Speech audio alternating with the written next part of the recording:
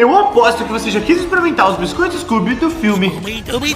Então hoje eu vou te ensinar a fazer a receita que dá pra fazer em casa. Meu nome é Chefe Otto e você começa com uma xícara de farinha numa tigela, com 5 colheres de mel e um ovo. Finaliza com 4 colherinhas de manteiga e uma colherzinha de baunilha. Mistura bem até ficar desse jeito, abre numa tábua e corta nesse formato de ossinho. Coloca numa forma e manda pro forno a 200 graus por 8 minutos. Scooby-Doo, meu filho. Que delícia esse biscoito. E além de ser uma delícia, esse daqui dá pra cachorro comer também. Só não exagera.